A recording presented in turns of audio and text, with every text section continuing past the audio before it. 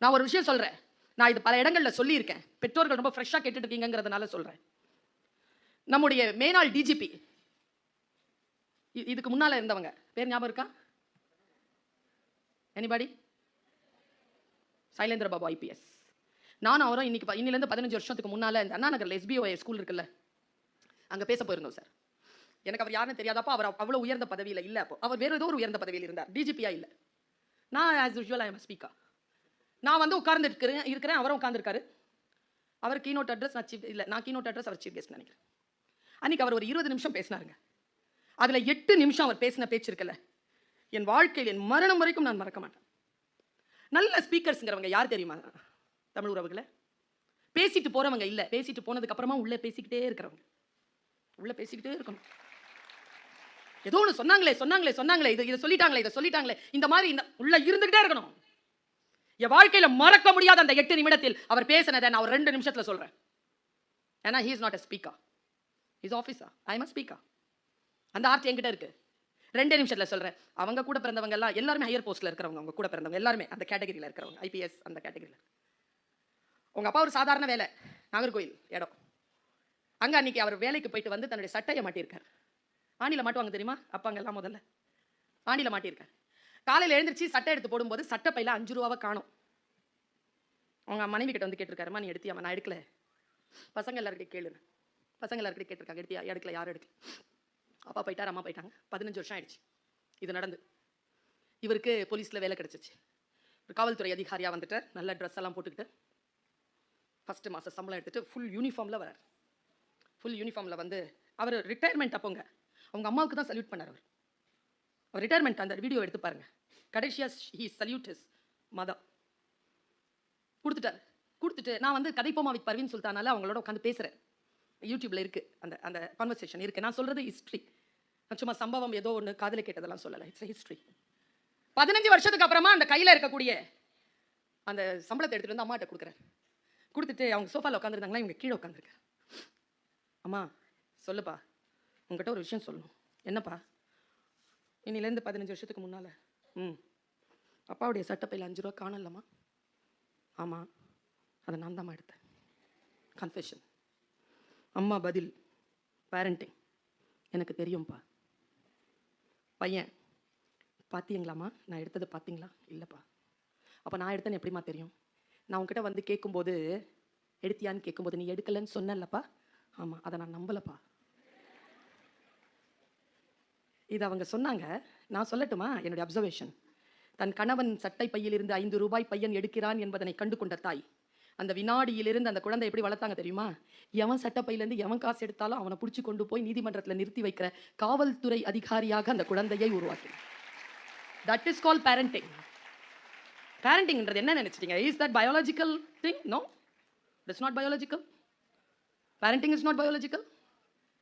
அது எப்படி குழந்தைகள் பிறக்கின்றன? இந்த உலகத்தில் கோடான கோடி குழந்தைகள் பிறந்து கொண்டிருக்கின்றன. ஆனால் see, ஃபாதரா இருந்துடலாங்க, but being a dad is a special thing. It's a special thing. Be a dad, be a mom. மதரா இருந்துடலாம், பயாலஜிக்கலா இருந்துக்கலாம், but it's a responsibility. Response, responding, அப்புறமா தான் responsibility, response ability. Do respond to your words, to your children. நீங்க உங்க குழந்தைகளுக்கு நீங்க ரெஸ்பாண்டிங்கா இருக்கிறீங்களா? Respond பண்றீங்களா? React பண்றீங்க? எங்க ரெஸ்பாண்ட் பண்றீங்க? நான் சொன்னேன் இல்லையா, அது கேட்காதுங்க. ஆமா, கேட்காதுதான். இந்த ஜெனரேஷன் இருக்கும்ல, நம்ம எல்லாம் வீட்டில் போய் எழுதி வச்சுக்கோங்க, நம்மள மாதிரி பாவப்பட்ட இந்த ஜென்மம் இந்த உலகத்திலே வேற எதுவுமே கிடையாது. இதுக்கு முன்னாலும் பிறந்ததில்லை, இதுக்கப்புறமும் பிறக்க போறதில்லை. ஏன் தெரியுமா? நாம தான் பெரியவங்களை மதிச்ச கடைசி தலைமுறை. அண்ட் இந்த சிண்டு வாண்டு நண்டு பேச்செல்லாம் கேட்க தொடங்கி இருக்கிற ஃபர்ஸ்ட் தலைமுறை. எந்த ரசனையை கொடுக்கிறீர்கள் குழந்தைகளுக்கு? ஒருத்தங்க இன்னைக்கு வந்து எனக்கு குருன்னு ஒருத்தரை சந்திக்க வச்சாங்க, கார்த்திகா மேடமும் பெருமாள் சார். அவங்க இங்க பேரண்டா இருக்கிறாங்க. 3 குழந்தைகள், 3 குழந்தைகளும் டாப்பர்ஸ். அந்த அவங்களுடைய வைஃப் இங்க டீச்சரா ஒர்க் பண்றாங்க. என்ன டெடிகேஷன் இருக்கும்? அந்த ஒரு குழந்தை முன்னேறி கொண்டே வருகிறது என்றால் அந்த பேரண்டிங்ல ஏதோ ஒரு ஸ்பெஷல் கூறு இருக்கிறது. அவங்களுடைய வார்த்தைகளில் ஏதோ ஒரு ஸ்பெஷல் கூறு இருக்கிறது. நீங்கள் கவனியுங்கள். It's a great responsibility. அந்த ரெஸ்பான்சிபிலிட்டியை எப்படி நீங்க சரி பண்ணி கொள்வது என்பதனை டெய்லி யோசிங்க. நான் ஒரு ரொம்ப ரேரான ஒரு விஷயத்தை சொல்றேன். நாம நம்ம குழந்தைகளை கண்டிக்கிறோம். நான் ஒரு வார்த்தையை சொல்லி நிறுத்துறேன். கண்டிங்க, தண்டிக்காதீங்க. கண்டிச்சு வைங்க, தண்டிச்சிடாதீங்க. தண்டனையோட அடுத்த கட்டம் குற்றமாயிடும். டீச்சர்ஸ்க்கும் சொல்றேன். ஒரு குறிப்பிட்ட டைம் வரைக்கும் அந்த குழந்தைகளுக்கு தேவைப்படுகிறது, அந்த டைம் தேவைப்படுகிறது. Just let it be. குழந்தைகள் வீட்டில் இருக்கிறார்கள் என்றால் குழந்தைகளாக இருப்பதற்காகத்தான் இருக்கிறார்களே தவிர அவர்கள் வளர்ந்து பெரியவர்கள் ஆவதற்காக உங்கள் வீட்டிற்கு வரவில்லை. Let them be a children. Just let them be. உங்களுக்கு சில விஷயங்கள் அவசரம் இருக்கலாம். எங்க அம்மா எப்ப பார்த்தாலும் எங்ககிட்ட கேட்பாங்க, எப்படா வளருவீங்க, எப்படா வளருவீங்க. இன்னைக்கு வளர்ந்து 5 பேரும் பறந்து போயிட்டோம். யாரும் வீட்டுக்கு சீக்கிரமா வரதில்லையேப்பா. ஏன் இதை 20 வருஷத்துக்கு முன்னால சொல்றது? 5 பேர் ஓடி வந்துட்டு இருந்தோம்ல வீட்டுக்கு. முடியாது. பெற்றோராக இருப்பது என்பது அவ்வளவு சுலபம் இல்லை. அது மிகப்பெரிய கடப்பாடு. If you give word. இன்னைக்கு நான் ஒரு விஷயம் சொல்லி தரேன். இந்த குழந்தைகளை ஜெயிக்கணுமா, நீங்க எந்த வாக்குறுதியும் தராதீங்க. விட்டமின் என் கொடுங்க. ரொம்ப கொடுத்துட்டீங்க. விட்டமின் எம், அதுல ரொம்ப வளர்ந்துருக்கு விட்டமின் கே. விட்டமின் எம்ன்றது மணி, விட்டமின் கேங்கிறது கொழுப்பு. விட்டமின் என் கொடுங்க. நோ. அது இது வரைக்கும் பார்த்துச்சு. என் பக்கம் தானே பேசிட்டு இருந்த, திடீர்னு கலர் மாறுற. அதுவே 100 தடவை கேட்டா 25 தடவை தான் கொடுக்குது. நான் என்ன சொல்றேன், 100 தடவை கேட்டா 10 தடவை பார்க்கலாம்னு சொல்லுங்க, 90 தடவை நோ சொல்லுங்க. ஏன் தெரியுமா பெற்றோர்களே, இந்த ஆசிரியை சொல்லுகிறேன், உங்கள் சகோதரி சொல்லுகிறேன், நீங்கள் நோ சொல்லி அந்த குழந்தைகளை வளர்க்கவில்லை என்றால் வெளியில் யாராவது நோ சொன்னால் அவர்களால் தாங்க முடியாது. நீங்கள் நோ சொல்லி வளர்க்க. ஆனால் அந்த நோ சொல்லுவதில் ஒரு பக்குவம் இருக்கட்டும், அவர்களுக்கான புரிதல் அதில் இருக்கட்டும். அரோகன்சி இல்லாம அந்த நோவை சொல்லி பழகுங்கள். அவங்களுக்கு புரிய வைங்க. அவர்களுக்கு புரிய வைப்பது என்பது அவர்கள் சி போமா என்று சொல்லாமல் அந்த குழந்தையை தாங்கி பிடிக்கிற அந்த சூழலை அது வளர்த்துக் கொள்ளுங்கள். என்னுடைய குழந்தையை நான் அப்படித்தான் வளர்த்திருக்கிறேன். இன்றைக்கு நான் அப்படித்தான் வளர்த்திருக்கிறேன். அவனிடத்தில் நான் பார்த்து வியந்த பல விஷயங்கள் உண்டு. நான் 1வது படியில இருப்பான், அவன் 18வது படியில நின்று என்கிட்ட பேசுவான். பல அறிவார்ந்த விஷயங்கள். அவன் என்னை விட புத்திசாலி, அவன் என்னை விட லாஜிக், அவன் என்னை விட வார்த்தைகளில் கில்லாடி. ஆனாலும் அவனுக்கு நான் தாய். என்கிட்ட அவன் சொன்னான், ஐ எம் 23, என் வேலையை நானே செய்யக்கூடாதா, நானே டிசிஷன் பண்ணக்கூடாதா? நான் ஒரே விஷயம் தான் சொன்னேன், நான் சம்பாதிக்கிறேன், நீ சாப்பிட்ற, நான் சொல்றதை தான் நீ கேட்கணும். நீ சம்பாதிச்சு நான் சாப்பிட்டா உன் சொல்ல நான் கேட்குறேன். ஜென்மத்தில் அந்த வார்த்தை எனக்கு வாய்க்காது. கடைசி உயிரோடு இருக்கிற வரைக்கும் நான் நானாகத்தான் இருப்பேன். I am a queen of my own. இது எனக்கும் என் மகனுக்கும் நடந்த கான்வர்சேஷன். நீ அம்மா தாயே தானே, பேச்ச கேளப்போ, அம்மா அப்பா பேச்ச கேளு. அம்மா அப்பா பேச்ச கேட்க வேண்டும் என்கின்ற கடப்பாடு, அன்பினால் பெருங்கருணையினால் அந்த குழந்தைகள் போய் சேருகின்ற அளவுக்கு நீங்க ஹீரோவா இருங்க. அவர்களுடைய வாழ்க்கையில் கிங்கா குயினா இருங்க. பாருங்க, நான் பெயர் சொல்ல விரும்பாத ஒரு மிகப்பெரிய சமூக செயற்பாட்டாளர். அவர் தொலைக்காட்சியில், நான் உட்கார்ந்து இருக்கிற அந்த நிகழ்ச்சியில, தமிழ் பேச்சு எங்கள் மூச்சுல, அவர் உட்கார்ந்து பேசுறார். இன்னைக்கு நீங்க எடுத்து பார்த்தீங்கன்னா, இந்த சொல்ல போட்டு பார்த்தீங்கன்னா அந்த சொல் வரும் உங்களுக்கு. எவிடன்ஸோட சொல்றேன். அவர் மிகப்பெரிய சமூக செயற்பாட்டாளர். அவர் சொல்றார், நான் 7th ஸ்டாண்டர்ட் படிச்சுட்டு இருக்கும்போது நான் 10th ரேங்க் வாங்கினேன். அப்பா சொன்னார், ஃபர்ஸ்ட் 3 ரேங்க்ஸ்ல வந்துருவியடா, ஏன் 10வது ரேங்க்னு கேட்டார். நான் ஒன்றும் சொல்லலை. அடுத்த ஹாஃப் ஏலியில் 3 ரேங்க்ஸ்குள்ளே வந்துட்டேன்னா நீ என்ன கேட்குறியோ வாங்கி தரேன். அப்போ என்ன நாங்கள் கேட்போம், என் வயதிலிருந்து ஒரு 10 வயது குறைவாக இருக்கின்ற வரைக்குமான மக்கள் என்ன கேட்டிருப்போம்? Sketch pen, colour pen. எவ்வளோ கேட்போம்? நான் 2 தான் கேட்பேன், நான் 1 தான் கேட்பேன். எனக்கு அடுத்த தலைமுறை 2 கேட்டிருக்கு. அதுக்கப்புறம் ஒரு பேக்கெட் கேட்கும், அவ்வளோதான். அவர் அந்த பையன் 3 கேட்டிருக்கான். 3 என்னென்ன கலர்னு கேட்டிருக்காரு. ரெட்டு, ப்ளூ, பச்சை. ஓகே, வாங்கிட்டு வந்துரு நீ. சரி, அவன் ஹாஃப் ஏலியில் 3rd ரேங்க் வந்துட்டான். வீட்டுக்கு வந்து அப்பா வெளியூர் போயிருக்காரு. வெள்ளிக்கிழமை சாயந்தரம் வெயிட் பண்ணிட்டே இருந்திருக்கான், அப்பா வரல. சனிக்கிழமை வரல, ஞாயிற்றுக்கிழமை லீவு வரல. திங்கக்கிழமை காலையில் போகணும். காலையில் எழுந்திரிச்சு யூனிஃபார்ம் மாட்டிட்டு அம்மாட்ட கொண்டு போய் ப்ராக்ரஸ் ரிப்போர்ட் கொடுத்துருக்கான். அம்மா வந்துருச்சடா ரிப்போர்ட்டு? வந்துருச்சுமா. ஏண்டா கொடுக்கல? அப்பாட்ட கொடுக்கணும்னு. போடா, அப்பா சொன்னாருடா, நீ வந்து ப்ராக்ரஸ் ரிப்போர்ட் கொண்டு வந்து கொடுத்தேன்னா நீயா கேட்காத அவனா கொடுப்பான்னு சொன்னாருடா. வா அப்படின்னு உள்ள கூட்டிட்டு போய் அதை திறந்து கூட பார்க்கல அவங்க அம்மா. நீ இந்த ப்ராக்ரஸ் ரிப்போர்ட்டை கொடுத்தா இதை கொடுக்க சொன்னாருடான்னு சொல்லிட்டு கதவை திறந்து 3 pencil, blue, red and green, 3 pencil எடுத்து அவங்க கையில் கொடுத்துருக்காரு. அவர் சொல்றார், அப்பா என் மீது வைத்த நம்பிக்கையும் நான் அப்பாவின் மீது வைத்த நம்பிக்கையும் இன்றைக்கு நான் ஒரு சமூக செயற்பாட்டாளராக என்னை உருவாக்கி இருக்கிறதுன்னு சொல்றார். ட்ரஸ்ட் இருக்குல்லங்க, ட்ரஸ்ட் பில்டிங். நீங்க ஏதோ ஒரு காரியம் செய்வீர்கள், அது வேற ஏதோ ஒரு காரியத்தில் வந்து நிற்கும். பெற்றோரியம் என்பது சாதாரண விஷயம் இல்லை. நீங்க குழந்தை கீழே விழுந்துச்சுன்னா எப்போ நீங்க நிலத்தை தட்டி அடிக்கிறீர்களோ அப்பொழுதே அந்த குழந்தையின் ஆளுமையை நீங்கள் பறிக்கிறீர்கள். அந்த நிலத்தின் மீது எந்த தவறும் கிடையாது, நீ பார்த்து நடந்திருக்க வேண்டும் என்று அவனை எழுப்பி நிற்க வைத்து அவனை அழவிடாமல் அந்த சூழலை சந்திக்க வைக்கக்கூடிய பெற்றோர்கள் மிக குறைவு. நான் பார்த்துருக்கேங்க. எல்கேஜியில் என் பிள்ளைய கொண்டு போய் வித்யா மந்திர் ஸ்கூலில் சேர்க்குறேன். எந்த வித்யா மந்திர்னா லஸ் கார்னரில் இருக்கிற Vidya Mandir. Great school, very great school. அந்த ஸ்கூலில் குழந்தைக்கு அட்மிஷன் கிடைச்சதே பெருசு. கொண்டு போய் சேர்க்குறேன். 20 குழந்தைகள் இருக்காங்க கிளாஸில். ஜன்னல்லேருந்து இன்னைக்கு பசுமையாக ஞாபகம் இருக்குது. ஜன்னல்லேருந்து பார்க்குறேன். என் குழந்தைகிட்ட ஒரு பெரிய ஒரு சார்ட் கொடுத்து கிரையான்ஸ் கையில் கொடுத்தாங்க. அந்த கிரையானை எடுத்து என் குழந்தை ஏதோ வரைகிறான். அந்த வரையும் பொழுது பக்கத்தில் இருக்கிற குழந்தை அழுவுது. அந்த குழந்தைய பார்க்குறாங்க, பார்த்துக்கிட்டே இருக்கான். ஏன்னா என் குழந்தைக்கு நான் அழ தெரியாது, நான் அழ வைக்கவே இல்லை. நான் சொன்னால் அது உங்களுக்கு ஆச்சரியமாக இருக்கும். என் குழந்தை வேணும் அழ தெரியாது அவனுக்கு. ஊசி போட்ட விடும் இப்படி தான் செய்வான். அவனை ஆக பெரிய அழுகையை அதுக்குள்ளே நான் அடக்கிடுவேன். அவனை அழ வச்சதே இல்லை அவனை நான். அந்த பக்கத்தில் இருக்கிற அந்த குழந்தைய பக்கத்தில் ஓன்னு அழுது அவனுக்கு வித்தியாசமாக இருக்குது. பார்த்துக்கிட்டே இருந்தான். உள்ளே இருந்து தப்ப தப்ப தப்ப தப்பன்னு அவங்க அம்மா வந்தாங்க. என்னடின்னு கேட்குறாங்க. நான் ஜன்னல் வந்து பார்த்துட்டே இருக்கேன். அவன் மிரள்றான் அவ்வளோ பெரிய சத்தத்துக்கு. என்னடின்னு கேட்ட உடனே கிரையான் அப்படின்ட்டு அழுச்சு. அது கீழே எங்கேயோ போட்டுச்சு போல இருக்கு. ஒன்றும் செய்யலைங்க அந்த அம்மா. என் பையன் கையில் இருந்து பிடிங்க அந்த குழந்தை கையில் கொடுத்துருச்சுங்க. என் குழந்தை அந்த கிரையானை பறி கொடுத்துட்டு அப்படியே நிற்கிறான். அப்படியே பார்க்குறான். ஆச்சரியமாக இருக்கு அவனுக்கு, இப்படியும் நடக்குமா இந்த உலகத்தில். அப்போ தான் நான் வீட்டில் வந்த உடனே எங்கள் வீட்டில் சொன்னார், இதுவரைக்கும் நீ அரவணைத்து கொண்டிருந்த குழந்தையை இப்போ தான் சமூகத்திற்கு விட்டிருக்கிறாய். அவன் கற்றுக்கொள்ளட்டும், விடு. நீ எதுவும் போய் நடுவில் நின்று அவனுக்கு எந்த உதவியும் செய்யாது. அவன் நின்று வருவான். இன்னைக்கு கூட நான் லிஃப்ட்டில் சொன்னேன். என் பையன் சொன்னாமே, அம்மி I may not be so brilliant and intelligent but I am smart, don't worry about me. அவன் சொன்னான். எல்லாம் படிக்கிறான். பிஎல்எல்பி ஆனர்ஸ் முடிச்சுட்டு எல்லாம் படிக்கிறான். He smart. எனக்கு அது போதுமானது. அவன் நல்லவனாக இருக்கிறான். போதும். ஒரு பொண்ணு அவனுக்கு ஏதோ லெட்டர் எழுதியிருக்கு 8th ஸ்டாண்டர்டில். என்னடா இப்படி எழுதியிருக்குது, அவனை விட்டுட்டு வந்துட்டியேனா? என்னிடத்தில் பேசக்கூட மாட்டேன் என்கிறீங்க. என்னிடத்தில் நின்று ஒரு வார்த்தை என் கண்களை பார்த்து பேசினால் என்னெல்லாம் எழுதியிருக்குது நேராக கொண்டு வந்து என்கிட்ட காட்டிட்டான். நான் சொன்னேன், என்னடா இதுமா, நான் +2 படிக்கிறேன், அது 8வது படிக்குதுமா. 8வது படிக்கும்போது இதெல்லாம் எழுதுதுமா? அது சரிடா, வேண்டாம் அப்படிலாம் எழுதாதுன்னு சொல்ல. இல்லைம்மா, அந்த குழந்தை எழுதிருச்சுமா. நான் நின்று பேசினா அந்த பிள்ளைய நாளைக்கு கேலி பண்ணுவாங்க. நான் +2 முடிச்சுட்டு போயிடுவேம்மா. அவள் இன்னும் 5 வருஷம் அந்த ஸ்கூலில் படிக்கணும். அந்த குழந்தைக்கு ஒரு கெட்ட பேர் வரக்கூடாதுன்னு நான் பேசுவேன்னு சொன்னேன். என் பையன் நல்லா வளர்த்துருக்கேனா இல்லையா? ஆக குழந்தையினுடைய வளர்ப்பு என்பது என் தாய்மார்களே, தந்தைமார்களே, நம்முடைய சிறு அசைவிலும் நம் சொல்லிலும் இருக்கிறது. எப்படி அந்த குழந்தைகளை நாம் வளர்த்தெடுப்பது? ஆசிரியர்கள் எப்படி அந்த குழந்தைகளை பாதுகாப்பது? ஆண் குழந்தைகள், பெண் குழந்தைகள் எல்லோருக்கும் சொல்லுகிறேன். குழந்தைகளை நான் இதை சொல்றது ரொம்ப நாபிலிருந்து சொல்றேன். தாய்னா அறம் பேசுகிறேன். கவனமா கேட்டுக்கோ என் பேச்ச. நீ வச்சிருக்கிறல்ல உடம்பு, உன்னோட இருக்கிற உடல், அது நீ ஏதோ இளமையா வளர்ந்து ஆளாகி வேறு ஏதோ பெண்ணையோ ஆணையோ திருமணம் செய்து கொண்டு நீங்கள் 2 பேரும் சந்தோஷமாக வாழ்வதற்காக வளர்த்தெடுக்கப்படவில்லை. அது யாருடைய உடல் தெரியுமா? நீ இன்பங்களை தவறாக அனுபவிக்க முடியாதபடிக்கு நீ கட்டுப்பாட்டில் இருந்து அந்த உடலை பாதுகாக்க வேண்டும். ஏனென்றால் அது உன் மனைவிக்கோ கணவனுக்கோ உன் பிள்ளைக்கானதோ இல்லை. அது யாருக்கானது என்றால் 10 மாதம் சுமந்து பெற்றெடுத்தால அம்மா, வளர்த்து ஆளாக்குனார்ல அப்பா, அந்த அம்மா அப்பாக்குரியது அந்த உடல். அந்த உடலை மரியாதை செய். எங்கேயும் போய் அடிபட்டுட்டு வராத.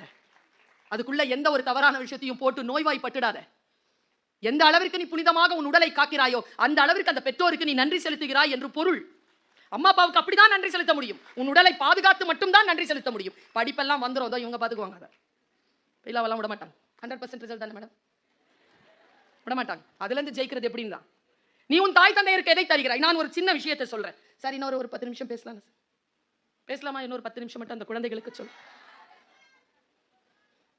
பாய்ஸ் அண்ட் கேர்ள்ஸ்க்கு சொல்றேன், கொஞ்சம் புரிஞ்சுக்கோங்க. அதாவது இப்போ சொல்றது ஒருவேளை புரியாம இருக்கலாம் உங்களுக்கு. பட் காதல வாங்கி வச்சுக்கோ.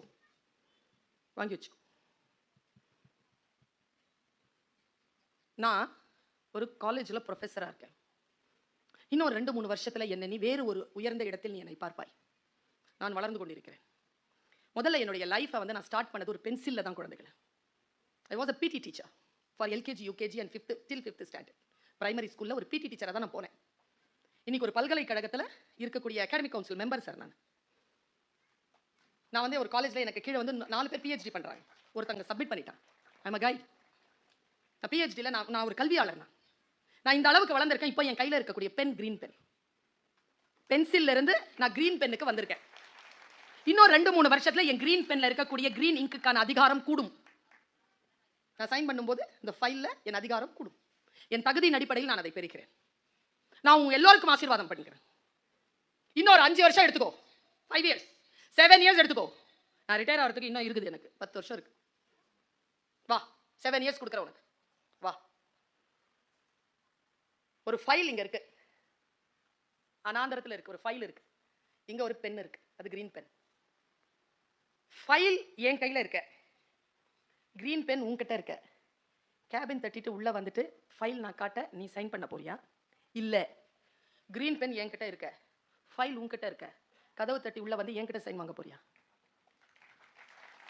நான் ஆசீர்வதிக்கிறேன், டீச்சர் தானே, ஆசீர்வதிக்கிறேன். ஃபைல் என்கிட்ட இருக்கட்டும், கிரீன் பென் உன்கிட்ட இருக்கட்டும், நான் உள்ளே வருகிறேன், நீ சைன் பண்ணு, நீ சைன் பண்ணு. அதற்காக தானே இந்த பயணம், அதற்காக தானே இந்த பேச்சு, இல்லையாவா? எது உன்னை தடுக்கும்? நான் உன்னை கேட்கிறேன், எது உன்னை தடுக்கும்? பாய்ஸ் எல்லாம் இருக்கீங்க, +1 +2 இருக்கீங்க, 9th 10th இருக்கீங்க, எது உன்னை தடுக்கும்? ஒன்று, நான் கிளியரா சொல்றேனே, போதை தடுக்கும், அல்லது காதல், பெண், ஆண், இந்த உணர்ச்சிகள், இது தடுக்கும். நான் இன்னைக்கு அறம் பேசுகிறேனா, ஒருபோதும் இந்த உடலுக்குள் போதை போவதற்கு அனுமதிக்காது. Say no. இன்னைக்கு நீ அதுக்கு நோ சொன்னா, நீ நாளைக்கு கிங். இன்னைக்கு நீ எஸ் சொன்னா, நாளைக்கு you are a victim. You are a victim. நீ விக்டிம் ஆறதுக்கு பிறக்கல குழந்தை. அதுக்காகவா இவ்வளவு பெரிய ஸ்கூல்ல இவ்வளவு பெரிய விஷயத்துல வந்து இதோ நான் பேசிக் கொண்டிருக்க, நான் நின்று பேச நீ உட்கார்ந்து கொண்டிருக்கக்கூடிய வாய்ப்பு நிகழ்ந்து கொண்டிருக்கு. No, never allow. Say no. இன்னைக்கு நோ சொல்ல பழகு. நீ ஏதாவது ஒன்று சிரிக்குதா உன்னை பார்த்து? பார்த்து வச்சுக்கோ. அதுதான் வந்து சேரணும்னா வந்து சேரட்டும், 10 வருஷம் போட்டும், வராது. நான் ஆசீர்வதிக்கிறேன், வராது. ஏன் தெரியுமா? இந்த வயசுல எடுக்கிற முடிவுகள் எப்பொழுதும் துணை நிற்பதே இல்லை. வாழ்க்கை மாறிக்கொண்டே போகும். இந்த வயசுல இந்த மாதிரி ஆண் பெண் எந்த முடிவும் எடுக்காத, காத்திரு. நீயா முடிவெடுத்தா போயிரும். கடவுள் கிட்ட கொடு. உனக்காக ஒன்று அங்கே தயாராக இருக்கும். அது உனக்காகவே வாழும், உனக்காகவே அன்பு செலுத்தும், உன்னையே அதை நினைத்து கொண்டிருக்கும், உன்னை வந்து சேரும். அதனுடைய ஆசீர்வாதம் இருந்தால் வந்தா போவாது. கார்த்திகா மேடம் போவாதில்ல, பெருமாள் சார் போவாதில்ல, வந்தா போவாது. ஏனென்றால் இறை ஆசீர்வாதம் இருக்கு. இறை ஆசீர்வாதத்தோடு இருக்கக்கூடியதற்கு காத்திரு என் குழந்தைகளை, காத்திரு. எந்த ஒரு தவறான முடிவும் அவசர முடிவும் இந்த காலத்தில் எடுக்காம பழகிக்கொள். வாய்ப்பு உனக்கு வரும். வாய்ப்பு வருகின்ற பொழுதும் சேனோ பார்த்துக்கலாம், அப்புறம் பார்த்துக்கலாம், கடந்து போ, சிரி, மகிழ்ச்சியா இரு, கடந்து போ. Don't take any decision. நான் இப்படி யோசிச்சுட்டு இருந்தேன். இந்த ஒரு சொல்றேன், ரொம்ப கவனமா கேட்டுக்கோ. வயது மீறி இதை புரிந்து கொள். ஏனென்றால் நான் உன் வயதில் இருக்கின்ற பொழுது எனக்கு இருந்த எக்ஸ்போஷரை விட உன் வயதில் இப்பொழுது நீ இருக்கிறாயே, உனக்கு எக்ஸ்போஷர் அதிகம். எனக்கு பல விஷயங்கள் உன் வயதில் தெரியாது. இந்த வயதில் உனக்கு தெரிவது கூட எனக்கு இந்த வயதில் தெரியாது. அந்த அளவுக்கு நீ எக்ஸ்போஷரோட இருக்கிறாய். அதனால் நான் இதை சொல்லுகிறேன். உன்னுடைய வாழ்க்கையில் சில வாய்ப்புகள் உன் கதவை தட்டுகின்ற பொழுது எதிர்த்து நின்று அதை கேட்டு கடந்து போ. அந்த கடந்து போகின்ற பேராண்மை யாருக்கு இருக்கிறதோ அவர்கள் தான் அந்த கிரீன் பென்னை கையில எடுக்க முடியும். இல்லாதவர்களுக்கு ஃபைல் தான். இல்லனா ஃபைல் வந்திருக்கு சார் அப்படின்னு கதவை திறந்து சொல்லிட்டு மூட வேண்டியதுதான். எதுவாக இருக்க விரும்புகிறாய்? 2 வார்த்தை இந்த அம்மா சொல்றேன், உன் டைரியில் போய் நீ எழுதி வைத்துக்கொள். 2 சொற்கள் என் குழந்தைகளே. எங்க இருக்க விரும்புகிறாய்? எதற்காக நினைவு கூறப்பட விரும்புகிறாய்? இங்க பார், நான் இன்னைக்கு மகரிஷி ஸ்கூல்ல எந்த அஜெண்டாவும் கிடையாது, வெறும் என் பேச்சு தான் அஜெண்டா. நான் எங்க நின்னுட்டு இருக்கிறேன் இன்னைக்கு? என் பயணம் என்ன? இங்கே வந்து நிறுத்தியது எது? நான் இங்க நிற்க விரும்புகிறேன், அதனால் நான் இங்கே நிற்கிறேன். எங்கே நீ நிற்க விரும்புகிறாய், எங்கே நீ இருக்க விரும்புகிறாய் என்பதனை முடிவு செய். ஒன்றும் இல்லை, அங்கிருந்து இங்க வர்றதுக்கு ஒரு 10 அடி 20 அடி இருக்கும், அவ்வளவுதான். 20 வருஷம் வேலை செஞ்சாதான் இங்க வந்து நிற்க முடியும். 20 அடி அப்படிலாம் தாண்டிட முடியாது, தாண்டிட முடியாது. அதற்கென்று வேலை இருக்கிறது, அதற்கென்று ஒரு நிலை இருக்கிறது. அதற்காக உழை. இதுதான் வயது. இந்த வயதில் உழைக்காமல் வேறு எந்த வயதில் நீ உழைக்க போகிறாய்? 17 வயது முதல் 25 வயது வரை எதை செய்வாயோ அதைத்தான் வாழ்க்கை முழுவதும் செய்வாய். என்னுடைய வீட்டிலங்க அவருடன் படித்த ஒருவர் நேற்று இறந்து போனார். அந்த ஃபியூனரல் போயிருந்தோம். இறக்கும் வயது இல்லை, உடன் படித்தவர். கடைசியாக அந்த முகம் பார்த்து எடுத்து அந்த தேர்ல வச்சுட்டு வந்தார். வீட்டில் சொன்னார், அவன் சில விஷயங்களுக்கு நோ சொல்லி இருக்கலாம். இவ்வளவுதான் அவர் சொன்னது. எவ்வளவு ஆழமான பொருள்! நான் வெளியே பார்க்கிறேன், சில பேருக்கு வந்து மரண அஞ்சலி இருக்கும். இன்னைக்கெல்லாம் ஹோர்டிங் பார்க்கறதுக்கே பயமா இருக்குங்க. விபத்து வரலாமா? நீங்களாக தேடிக்கொண்டால் நஷ்டம் வரலாம். தோற்க கூடாது என் குழந்தைகளை. விபத்தில் நீங்கள் விருப்பப்பட்டு போய் சிக்கக்கூடாது. அப்படி சிக்கக்கூடாது என்றால் கண்ட்ரோல் இருக்கணும் கையில. எனக்கு வண்டி சொல்லி கொடுத்த குரு என்ன தெரியுமா சொன்னார்? 2 வீலர் ஓட்டும் போது எனக்கு நான் 2 வீலர் தான் ஓட்டுவேன் முதல்லலாம், இப்பதான் கார் ஓட்டுறேன். 2 வீலர் ஓட்டும் போது எனக்கு சொன்னார், எவ்வளவு வேணும்னாலும் வேகப்படுத்து, நினைக்கும் போது நிறுத்தணும், இல்லனா அந்த வேகம் உனக்கு பயன்படாது. நினைக்கும் போது நீ நிறுத்த முடியாது. நீ ஸ்கார்பியோவே வச்சிட்டு, நீ BMW வச்சிட்டு 10 செகண்ட் ஆகும் நிறுத்துறது. அந்த 10 செகண்ட்ல எத்தனை உயிர் போகுதோ உன் உயிரும் சேர்த்து. Stay alert, my dear children. Life is so precious than you think. Life is so precious than these marks. Life is so precious than your ambition. முதல்ல லைஃபை உடலை காத்துக்கோ, அறத்தை காத்துக்கொள், பிறகு எடுத்து காலடி வெய், மற்றவர்களால் தொடாத உயரங்களை நீ தொடுவாய். இந்த காத்துக்கொள்ளுதல் இருக்கு இல்லையா, அது மிக மிக முக்கியம். அதற்காகத்தான் நான் இந்த கருத்தை சொல்ல வருகிறேன். உன்னை நீ எப்படி காத்துக்கொள்ள போகிறாய்? எப்படி காத்துக்கொள்ள முடியும் ஒருவரால்? இந்த புத்தி இருக்குல்ல, அந்த புத்தியை கண்ட்ரோல்ல வை. டோன்ட், நான் இந்த வார்த்தையை ரொம்ப கவனமா சொல்றேன் குழந்தைகளை. Listen to me, listen to me, ரொம்ப கவனமா சொல்றேன். Don't take for granted the school, the teacher, the subject, your age, your parents, your nation, your state, anything. Don't take for granted. Have gratitude towards it. ஒரு நன்றி உணர்வு இருக்கட்டும். உன் அம்மா அப்பா கிட்டயும் இந்த பள்ளிக்கூடத்தில் ஒரு நன்றி உணர்வு இருக்கட்டும். நான்